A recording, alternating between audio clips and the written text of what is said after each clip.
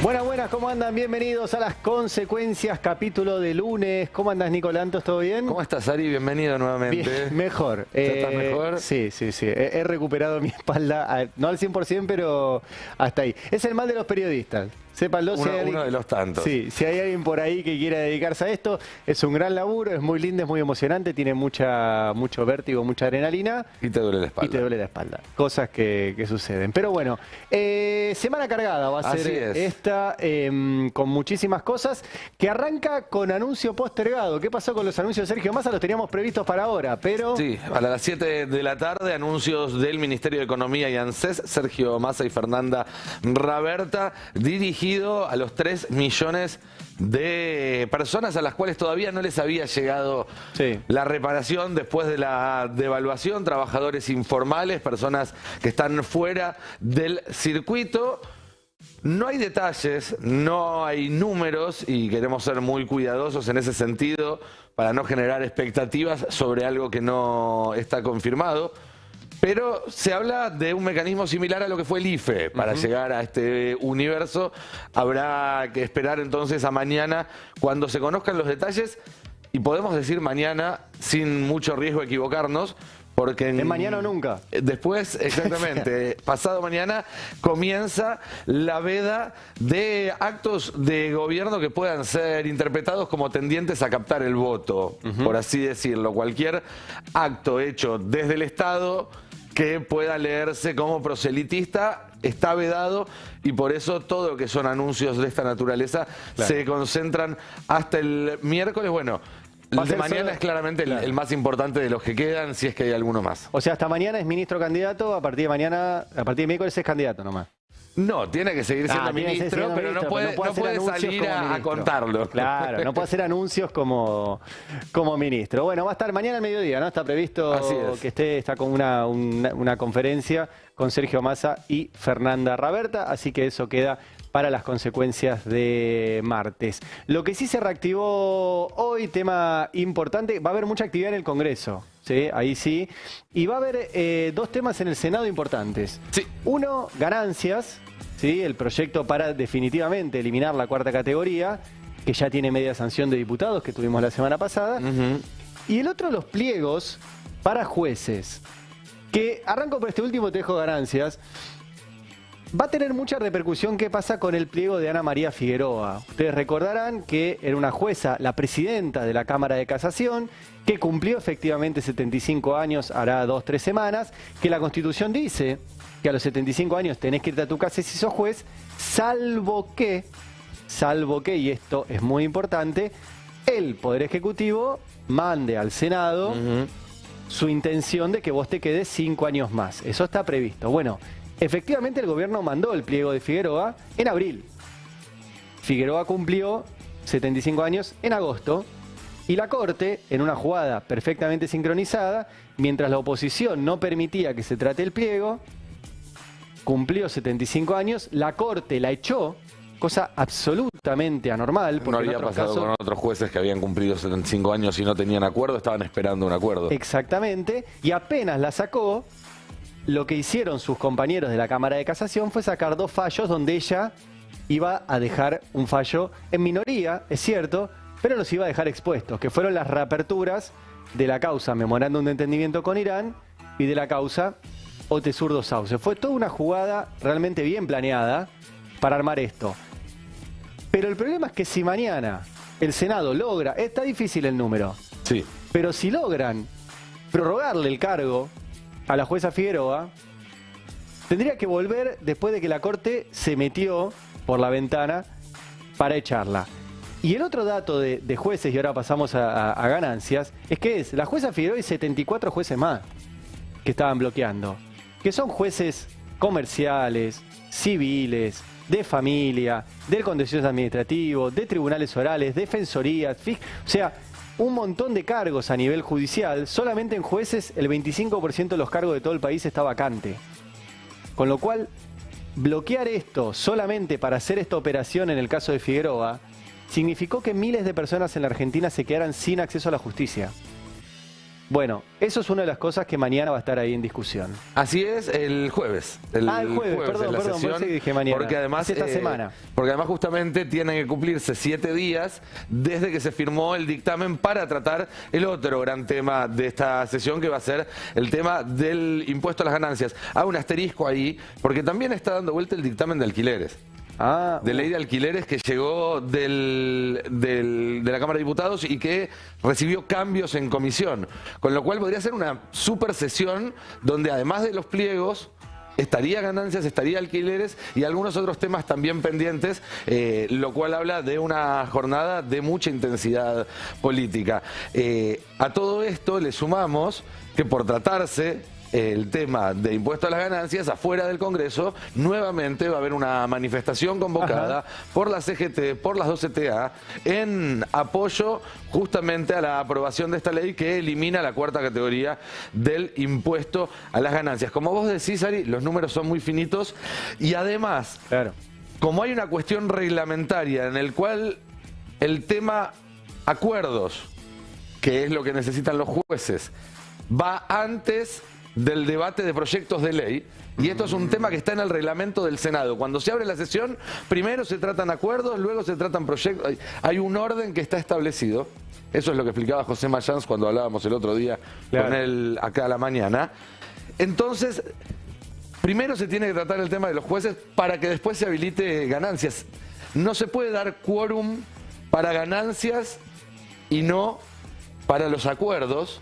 Sí se puede votar en contra. Alguien podría dar quórum y después votar en contra de los acuerdos o votar en contra de 74 a favor de 74 acuerdos y en contra del de Figueroa. Podría suceder. Sí. Pero la cuestión es que está todo tan delicado, sobre todo alrededor de un par de senadores, que son Alberto Beretilnec por Río Negro y Espíndola de Corrientes. Que está la sesión todavía en veremos justamente por estos cruces. Los que quieren sentarse a dar quórum para ganancias no se sienten cómodos con el tema de los jueces porque deben tener presiones por algún otro lado. Los que quieren aprobar el tema de los jueces sí o sí, lo ponen ahí en el medio, no lo retiran del temario para que sea una cuestión a tratar si se trata lo de ganancias. Y en ese juego cruzado se está negociando por estas horas para ver si hay sesión o no el jueves. En principio, si hay sesión, si se logra sortear todo este embrollo y llegan con los 37 senadores necesarios para el quórum sentados a discutir el impuesto a las ganancias, la ley saldría. La ley saldría tal como llegó de la Cámara de Diputados y sería entonces, Norma, el final de la 4ª categoría del impuesto a las ganancias, tal como había prometido Sergio Massa en un programa de televisión donde dijo, si soy presidente lo voy a hacer y quizás lo hago antes. Y lo apuraron, qué linda jugada esa. Entraron todos como caballos. No, y me resulta interesante, vos lo escribías, no sé si en tu panorama de este domingo o del anterior, pero la posibilidad del gobierno de retomar agenda. Sí, claro. O sea, se habló de este tema en la semana y no de propuestas locas de Milei de cerrar cosas, de motosierras, de esta cosa que le agarró ahora de querer que el Estado se frene hasta ver qué pasa el 22 de octubre. Algo que charlábamos también el jueves con Agustín Rossi, cuando hablábamos sobre lo que había sucedido el miércoles a la noche en el debate, y él decía, bueno, al fin y al cabo no se discutió inflación, no se discutió inseguridad, digamos, el debate fue hacia el lado que lo quiso llevar el candidato de Unión por la Patria, y por eso, más allá de algunas impresiones que quedaron sobre un candidato u otro, aciertos y errores, pero lo cierto es que en el búnker de Unión por la Patria evalúan positivamente el tema de la agenda. Y ya que estamos hablando de agenda, para sostener también la agenda en el tiempo, otro tema que va a empezar a tratarse mañana en la Cámara de Diputados tiene que ver con la reducción de la jornada laboral. Otro proyecto también de alto impacto en la opinión pública, también revulsivo con respecto al status quo. ¿Te acordás que durante tanto tiempo hablamos, Ari, de que el peronismo parecía un poco conservador, un poco avejentado? Bueno, son proyectos, tanto como el de ganancias, el del IVA. Después se le puede hacer la letra fina fiscal, se le puede discutir si no hay otras maneras de hacer una redistribución más justa, pero políticamente hablando y a un mes de las elecciones, lo cierto es que son proyectos que dan en el centro, que se discuten en la agenda diaria y eso es lo que le ha permitido recuperar terreno al candidato del oficialismo. Hace un rato hablábamos con Hugo Yasky, que es uno de los 6 o 7 proyectos que hay dando vueltas sobre reducción de la jornada laboral. Hugo Yasky, secretario general de la CTA, diputado del Frente de Todos, contaba ejemplos de países donde ya se ha aprobado esta reducción y que ha sido efectiva. No solo se han mantenido, porque hay varias discusiones. Primero, ¿qué pasa con la productividad? Bueno, donde se probó, la productividad se mantuvo o creció. La pregunta es ¿por qué? Si yo trabajo 6 horas en lugar de 8, esas 2 horas produzco... Bueno, la explicación y lo que han demostrado los ejemplos es que si laburas menos horas, sos más productivo. Porque estás más predispuesto en esas 6 horas que las 2 horas que si no estás prorrateando o viendo de llegar a las 8 laburando. Y porque hoy además la mayoría de los trabajos no son tan labor intensivo como en otras épocas, gracias a la utilización de tecnologías y demás, que hacen que justamente uno pueda cumplir las metas en menos tiempo. Claro, esa es una. Después, ¿qué pasó con la rentabilidad empresaria? También se mantuvo o subió por lo mismo. Si se mantuvo o subió la productividad, se mantuvo. Y la otra cuestión es qué pasa con el ingreso de los trabajadores. No es que si se reduce el horario laboral, te reducen el salario. No. Te pagan lo mismo por menos horas, por lo cual te pagan más por hora. Y si te tenés que quedar horas extra, bueno, esa hora extra vale el doble de la hora que ya está mejorada por la reducción salarial. Por lo tanto, también es una mejora. Y aún si hay que mejorar la productividad, si vos reducís la jornada laboral, se puede agregar un turno también en algún futuro. Sí, claro, por supuesto. Recordemos además que Argentina con 48 horas, que es la legislación actual, es de los países más altos, tanto en la región como si nos comparamos con esos que nos gusta compararnos, los de nórdicos, los europeos y demás. Es una jornada amplia, 48 horas para los estándares del siglo XXI. 48 horas son casi 10 por día. Es un montón. O sea, esa cosa de laburamos 8 horas por día. 48 horas son 9,6 horas de lunes a viernes. Sí, o 8 horas, 6 veces por semana.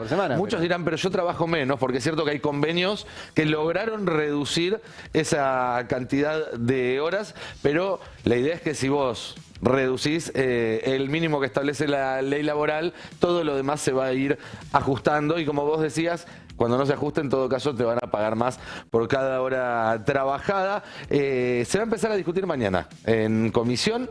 Y habrá que ver si están... Los números creo que están. Creo que lo que faltaría ver es un poco de la letra chica. Todavía no se sabe si la ley va a apuntar a 40 horas o a 36, que son 2 opciones que están en estudio. Si va a ser de golpe o va a ser paulatino en varios años para que haya algún tipo de colchón, sobre todo para las pymes, porque las grandes empresas en realidad deberían poder hacerlo más rápido y sería interesante que el proyecto de ley contemple esto, haga esto inmediato para grandes empresas y en todo caso paulatino para las pymes. Y bueno, la verdad que otro proyecto... en el sentido correcto, en el sentido adecuado que se tiene que dar el debate público. Totalmente. Que nos saca un poco de esa sensación de estar eligiendo entre 2 opciones de lo mismo y muestra que realmente existe una opción real en esta elección. Que obviamente, bueno, después deberá comprobarse, pero por lo menos en campaña están mostrando eso que le veníamos pidiendo que muestre. Bueno, vamos a ir una tanda. Para después tenemos entrevista con Paco Manríquez, uno de los dirigentes de la CGT. Vamos a hablar también de las novedades en la causa por el atentado contra Cristina, ¿sí? Una novedad importante y es que Gerardo Milman entregó un celular a la justicia que no existía al momento del atentado. ¿Pero la justicia le había pedido dame tu celular de ahora? No, le había la justicia le dijo dame un celular vinculado a esto. Tenía 4, entregó uno que no estaba vinculado a esto. Y vamos a hablar también de qué está pasando con el radicalismo. Sí. Vamos a hablar también, no solo por las declaraciones este fin de semana de Emiliano Jacobiti, dirigente radical de la ciudad de Buenos Aires, sino también por la cantidad de provincias que ha ganado los candidatos radicales, no los candidatos del PRO. Bueno, tanda, ya venimos.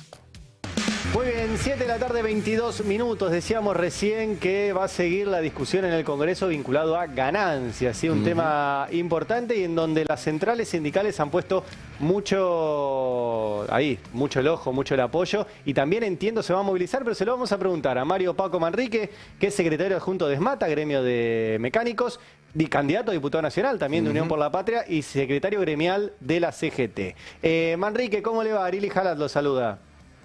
Hola, ¿cómo les va? Buenas tardes. Una tarjeta larga tiene. ¿Eh? Una tarjeta larga de cargos tiene. Sí, muchos cargos. Decir que el hábito no hace el monje. Lo que hace. Está muy bien. Bueno, Manrique, a ver, decíamos recién va a haber el Congreso va a seguir discutiendo ahí en el Senado la cuestión de ganancias, ¿se van a movilizar? Y la idea es sí. Hoy hubo una reunión, yo no pude participar porque bueno, tenía otros compromisos, pero tengo entendido y se reunieron los compañeros a analizar el tema de hacer un acto ahí en el Congreso el día que se le dé tratamiento. Bien. O sea, como hicimos en diputado, a expresar el apoyo y también a incentivar a la gente, que bueno, un beneficio que tenemos que defender todos, ¿no? Bien. Y hablando de movilizarse del Congreso, esta semana también se va a empezar a tratar proyectos de ley vinculados a la reducción de la jornada laboral. ¿Ustedes también apoyan eso? ¿Están de acuerdo? Sí, obviamente tenemos que interiorizarnos un poco más del proyecto, por lo que pude leer. El proyecto apunta a trabajar 36 horas semanales, 6 horas diarias durante 6 días o 7 horas en 5. Bueno, hace algunas modificaciones en lo que hace al pago de horas extras, nocturnidad. Bueno, entiendo que es algo positivo, mejora la calidad del laburo que hoy tenemos en la actualidad y obviamente va a abrir las puertas para que se puedan crear más fuentes de trabajo en muchas de las actividades que hoy están creciendo, ¿no? Y están quizás haciendo muchas horas extras y demás. Manrique, buenas tardes. Nicolás Lantos acá. Tengo entendido también que hoy se discutía la posibilidad de organizar un acto también para esta semana junto al candidato a presidente Sergio Massa en la previa de lo que va a ser el primer debate presidencial. ¿Tenés algo más de información al respecto? No, con respecto a ese punto, no. Sé que es un tema que iban a tratar, no tengo muchos detalles. Todavía no pude hablar con Pablo o algunos de los compañeros que participaron. Me comunicaré mañana. Pero sí, bueno, la idea es, antes de la veda, el movimiento obrero también puede hacer un acto representativo, como lo hicimos antes de las PASO con el candidato a presidente, para bueno, darle el último envión, ¿no? Decimos nosotros que obviamente el envión ya lo tomó, tomando las medidas necesarias para marcar el camino que va a recorrer. Justamente por eso te iba a preguntar, ¿cómo estás viendo la campaña en este tramo? ¿Cómo estás viendo al candidato? No, yo el candidato lo veo muy definido, muy decidido en el camino que le está proponiendo a la sociedad y no solo lo está expresando, sino que lo está llevando adelante. Creo que en su doble función de candidato y de funcionario le está demostrando a la gente que está hablando en serio. Todos los demás no pueden ni siquiera explicar con una razonabilidad coherente las medidas que ellos pronuncian. Uno porque la historia los condena, porque ya fueron gobierno y fracasaron, y otro que si bien no gobernó ni tuvo experiencia administrativa, sus propuestas se chocan mucho con la realidad y cada vez son menos legítimas, así que yo creo que la campaña en este tramo después de las PASO se está haciendo de buena forma, hablando mucho con los compañeros y obviamente lo que estamos hablando se está viendo en la realidad, en la toma de decisiones desde el ámbito económico y del ámbito social. Manrique, esta semana también, el miércoles, para ser más preciso, se va a reunir el Consejo del Salario Mínimo Vital y Móvil. Se estaba hablando de utilizar como pauta para el aumento lo que fueron las negociaciones paritarias de los docentes a nivel nacional. ¿Te parece que esa es una pauta razonable para seguir o qué número te parece que habría que apuntar? Y yo creo que no me voy a desdecir de lo que siempre dije, ¿no? Porque yo sobre este tema siempre me explayé con contundencia, que es mi mirada. No quiere decir que sea la correcta, pero es mi mirada. Obviamente el salario mínimo hoy está condicionado porque la mitad del salario mínimo se toma como referencia para los pagos de los planes sociales, que es una masa muy importante de dinero, que yo entiendo en algún momento de las posibilidades políticas y económicas se va a tener que diferenciar una cosa de la otra porque son dos realidades distintas. Entiendo que los compañeros y las compañeras de los movimientos sociales deben tener su ámbito de discusión, que sería el Ministerio de Desarrollo Social, Economía, Trabajo, y bueno, y el movimiento obrero, naturalmente, ayudar a los compañeros desocupados a tratar de lograr las mejores condiciones posibles hasta que el país se reactive de tal forma que puedan ingresar al mundo laboral formal. Claro.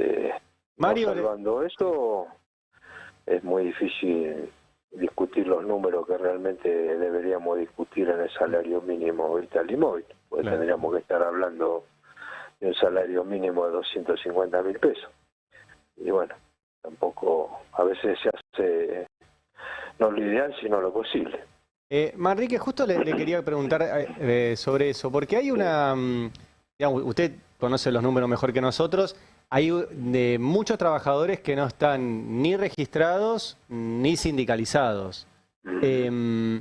¿Cómo cree que le llegan a esos trabajadores desde la CGT, desde la CTA, desde el movimiento obrero que sí está organizado, a esos trabajadores que por ahí no se sienten beneficiados por la quita de ganancias porque no lo pagan, porque están en negro, por todas estas cuestiones que por la reducción de jornada laboral, porque están sin registrar, por lo tanto no les va a regir, digamos, ¿cómo cree que le llegan estas discusiones, pensando también en la campaña electoral, donde son propuestas de un candidato para un montón de trabajadores que dicen, a mí eso no me va a llegar? ¿Cómo pueden trabajar desde el movimiento obrero organizado para vincular eso? Yo creo que, bueno, es razonable que una persona que lamentablemente hoy en la Argentina, que son muchas, que tienen la heladera vacía, que no, o que trabajan y están debajo de la línea de la pobreza y tienen trabajos formales, ni hablemos del que tiene trabajo informal.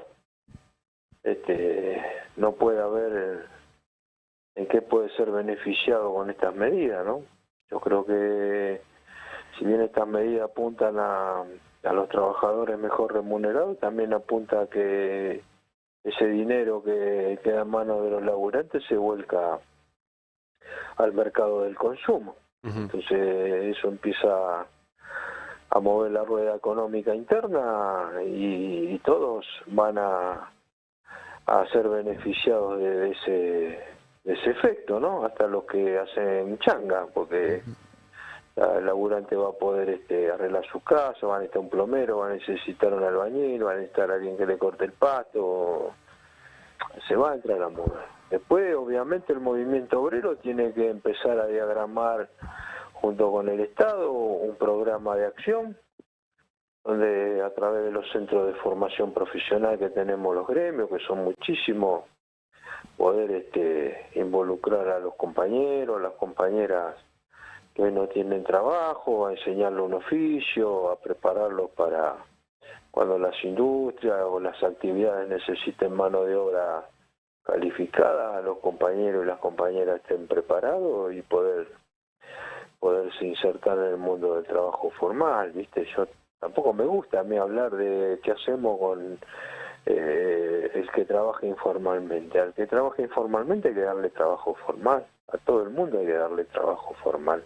Ese debe ser el objetivo, y un trabajo formal bien remunerado, digno, que al compañero le garantice el bienestar de él, de su familia y el progreso como debe ser y como alguna vez fue.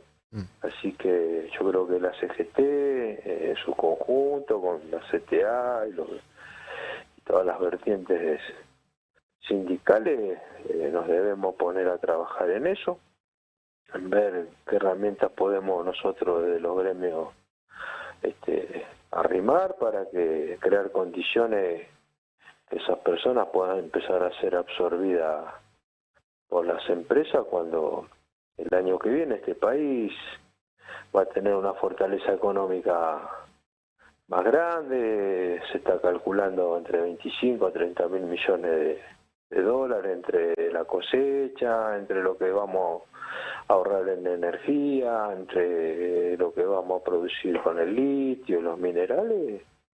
Bueno, ese crecimiento, tenemos que estar preparados para ese crecimiento, que sea volcado hacia las clases más necesitadas en forma de trabajo formal. Mario, te hago una última pregunta y es respecto a esto que viene planteándolo hace varios días y lo hizo con más fuerza el sábado pasado Sergio Massa, sobre un gobierno de unidad nacional a partir del 10 de diciembre en caso de que Unión por la Patria gane las elecciones. ¿Cómo lo ves?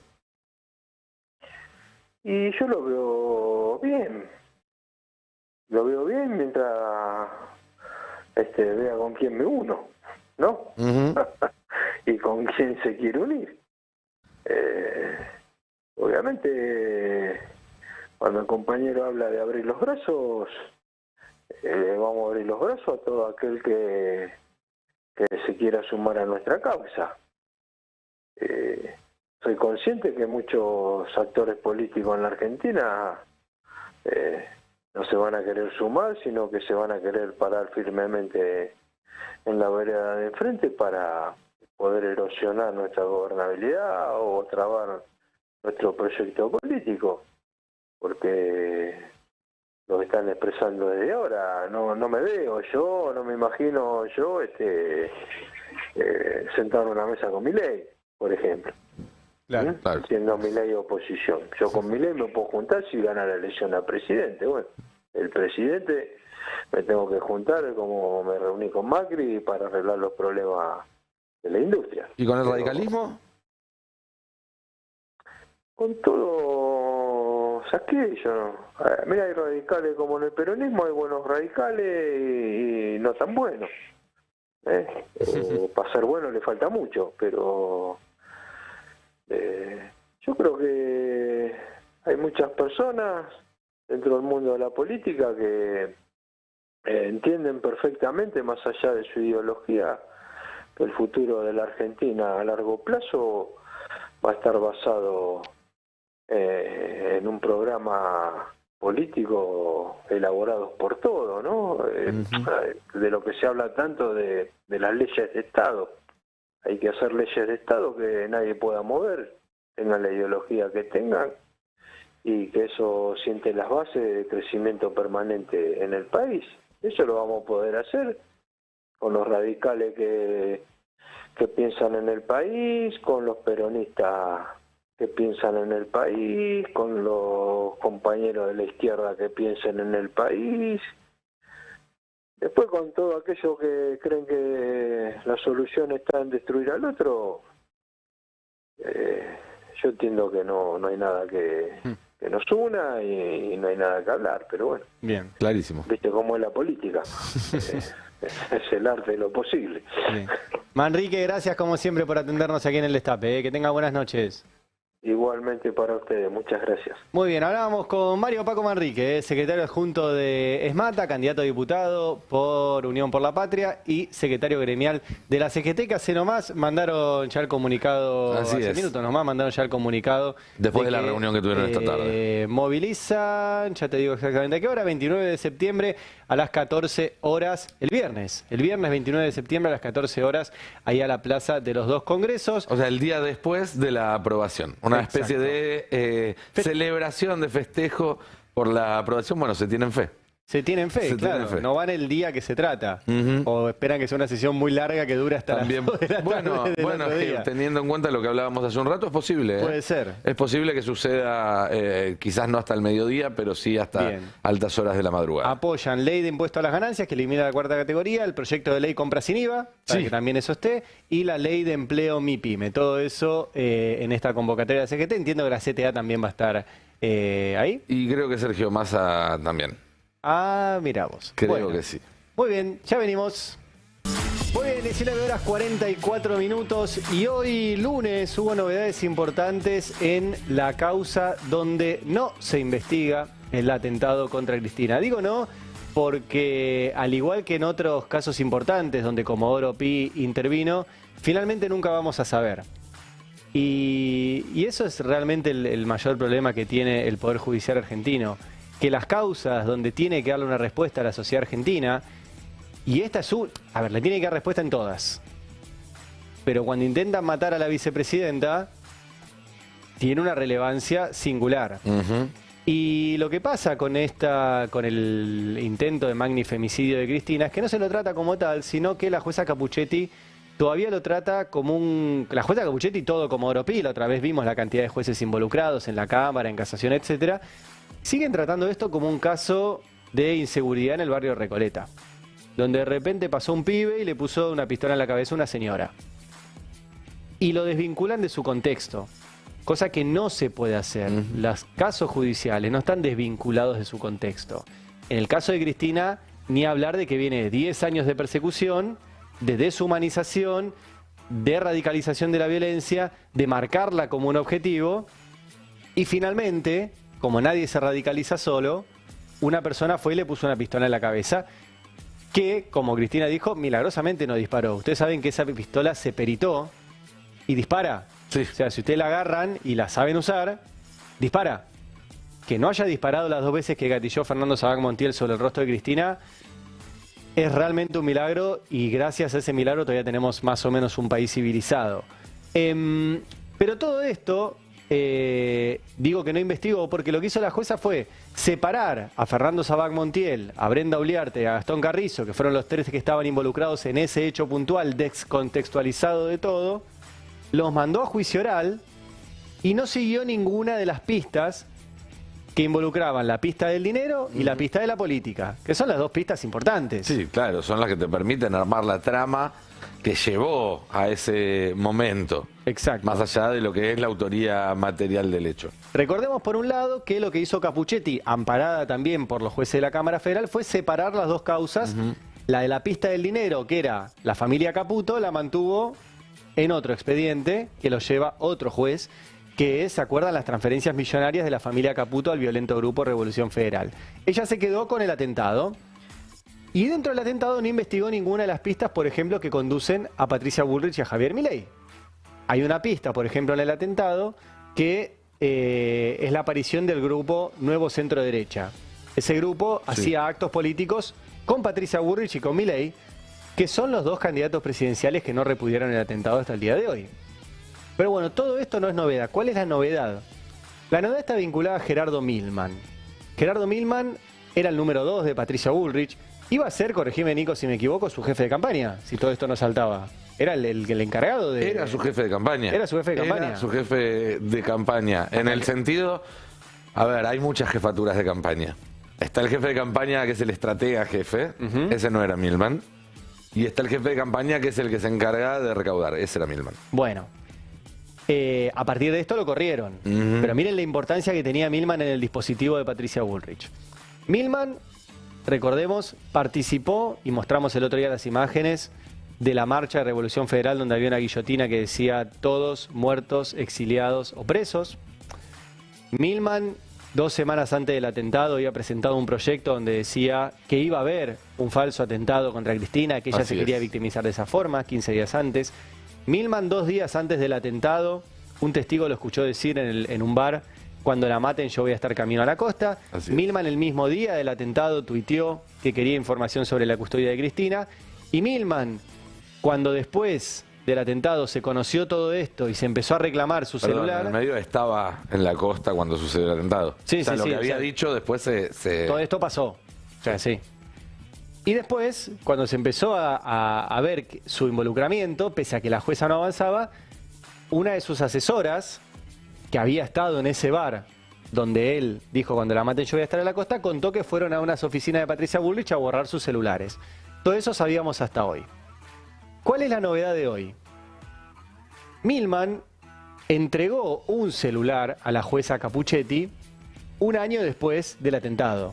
Ustedes saben que en las causas penales es muy importante lo que sucede en las primeras horas, los primeros días, la primera semana.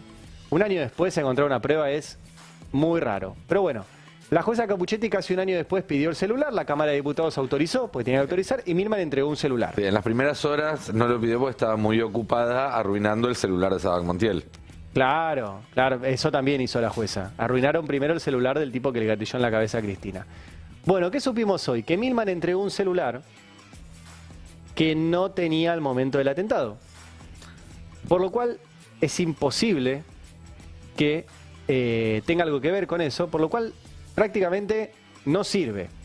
Digo prácticamente porque el primer dato es que ese celular, los celulares tienen un email. Email es el DNI de cada celular. Cada celular tiene un numerito, el de usted lo tiene también, atrás, que es único para cada celular.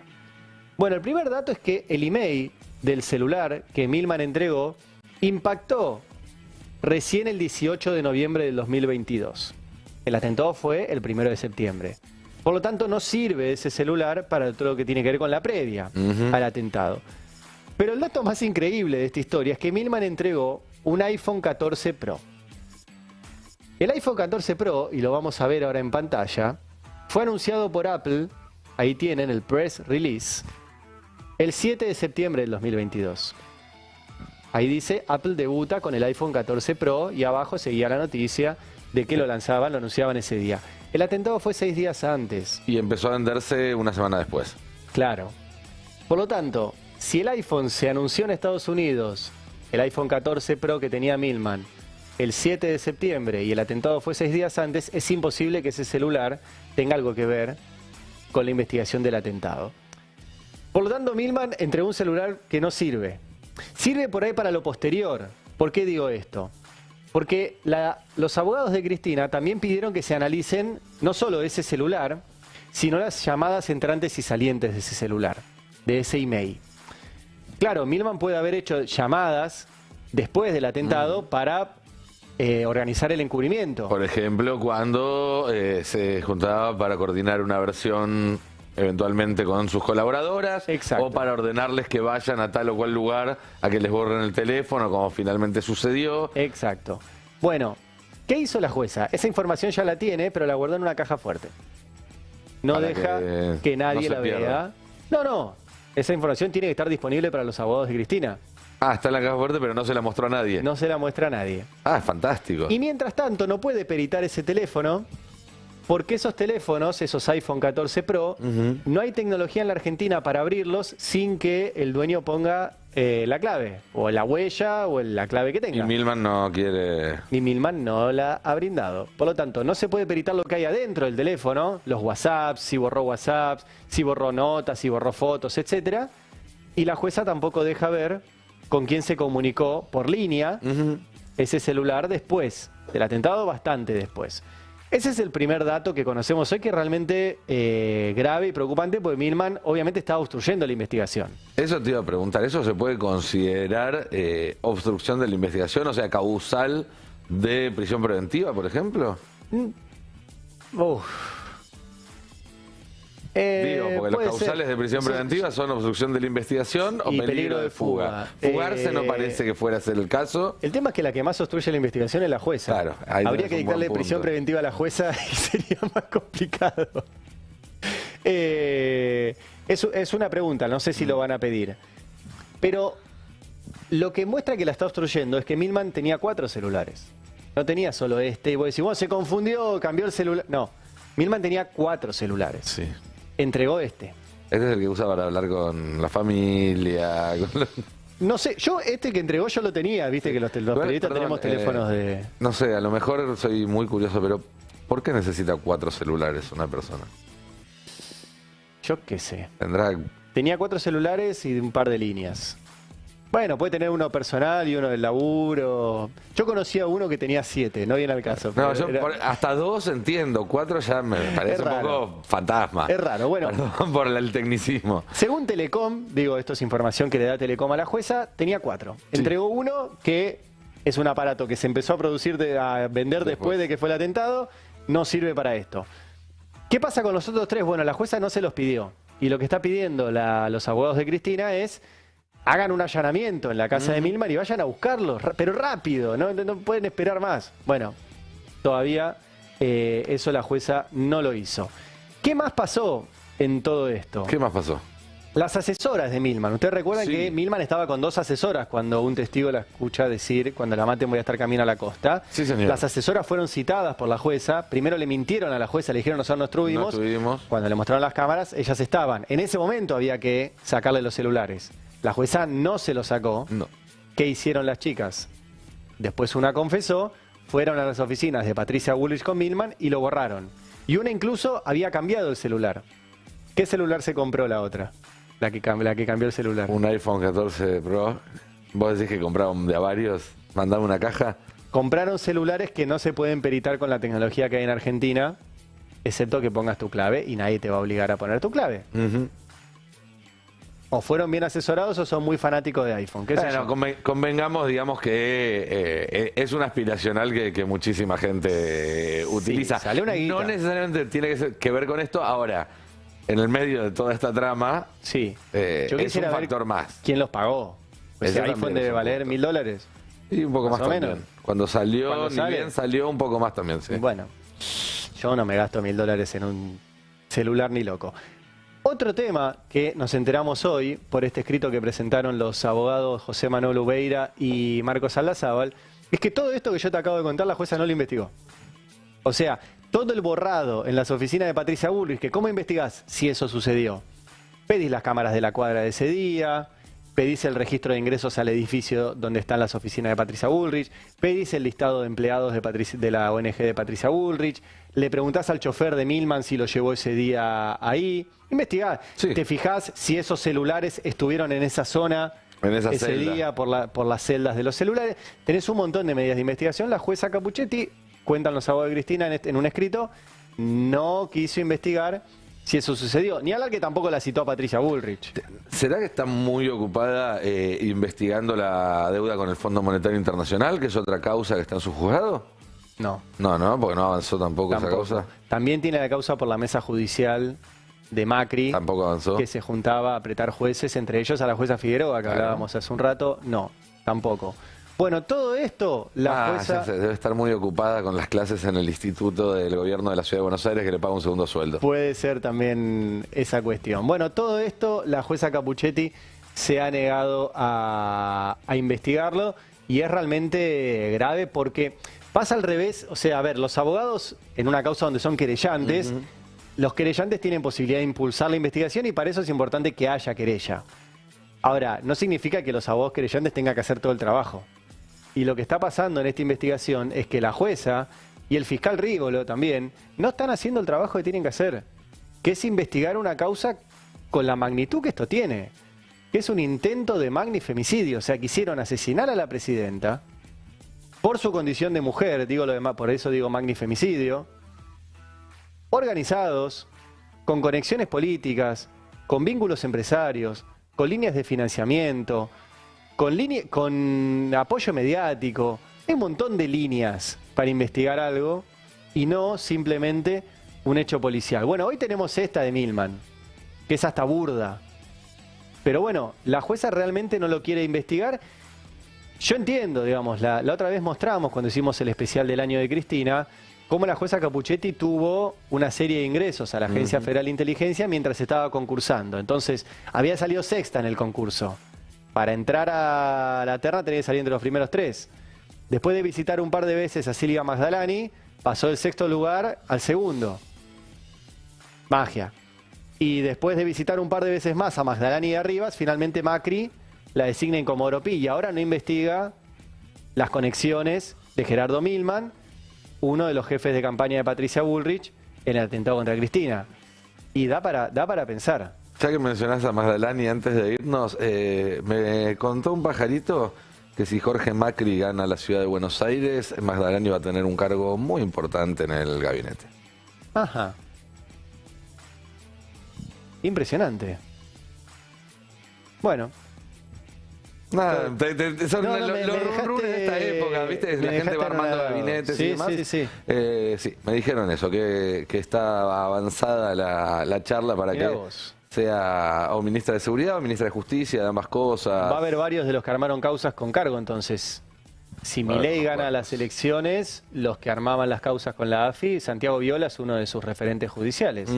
Ese es uno de los que armó, por ejemplo, la operación de que Casanelo supuestamente se había reunido con Cristina en Olivos. Bueno, eso es lo que pasa cuando hay pleno empleo en un país, ¿viste? Es fácil, hasta esa gente consigue trabajo.